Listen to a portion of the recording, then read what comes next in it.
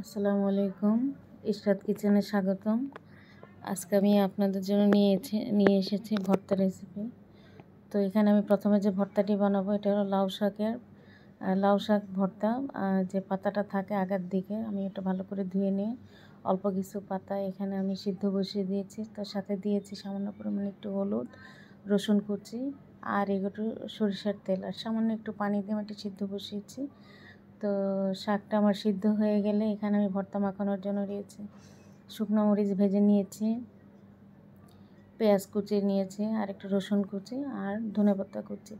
তো আমি লবণ দিয়ে শুকনো মরিচটাকে ভালো করে হাত দিয়ে মাখিয়ে নিব, ভেঙে মাখিয়ে পরে পেঁয়াজ রসুন এবং ধনেপাতা কুচির সাথে চাটনিটা খুব ভালো করে মাখাবো। মাখিয়ে তো একটু সরষের তেল দিয়েছি। তো তারপর সরষের তেল দিয়ে চাটনিটা ভালো করে মাখিয়ে শাকের সাথে ভর্তাটা খুব ধীরে ধীরে চেপে চেপে সুন্দর করে মাখাতে হবে। শাক যেন গোটা গোটা না থাকে সেটা খেয়াল রাখতে হবে। লবণ চেখে নেবেন আপনারা স্বাদ মতো। তো ভর্তাটা দেখেন আমার মাখানো হয়ে গিয়েছে। তারপর আমি একটি পাতিলে আলু সিদ্ধ দিয়েছি।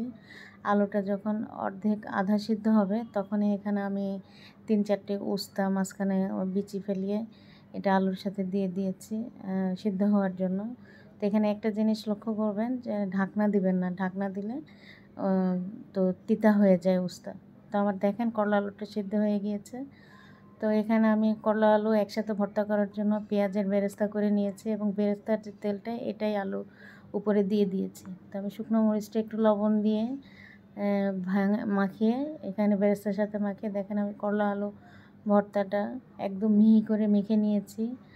এটা একটু তিতা লাগবে না। যারা তিতা খেতে পারেন না তারাও এই ভর্তাটা অনেক মজা করে খাবেন, বুঝতেই পারবেন না যে এটা আলুর সাথে করলা বা উস্তা দেওয়া হয়েছে ভর্তাটায়। আরেকটি ভর্তা হলো মিষ্টি কুমড়া ভর্তা, সবচেয়ে সহজ ভর্তা। এখানে আমি শুকনো মরিচ ভেজে নিয়ে লবণ দিয়ে শুকনো মরিচটা মাখিয়ে তারপর একটু রসুন কুচি, পেঁয়াজ কুচি, ধনেপাতা কুচি আর একটু সামান্য পরিমাণে সরষের তেল দিয়ে মিষ্টি কুমড়ার সাথে মাখিয়ে নিয়েছি। দেখেন একদম মিহিভাবে মাখা হয়ে গেলে ভর্তাগুলো মানে কি সুন্দর। ভর্তা হলো কি মুখরোচক খাবার। তো যেদিন ভর্তাগুলো বানাবেন বাসায় সেদিন অবশ্যই ভাতে একটু চাল বেশি দিবেন, কারণ ভর্তা হলে আমরা বাঙালিরা একটু ভাত বেশি খাবো, এটাই স্বাভাবিক।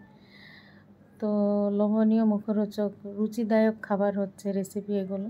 তো আজকে আমি এটাই শেয়ার করলাম। যদি ভালো লাগে আপনারা আমার চ্যানেলের পাশে থাকবেন, লাইক, কমেন্ট এবং সাবস্ক্রাইব করবেন। দোয়া করবেন আমার জন্য এবং সবাই সুস্থ এবং স্বাভাবিকভাবে থাকুন, ভালো থাকুন এই দয়া করি। আসসালামু আলাইকুম।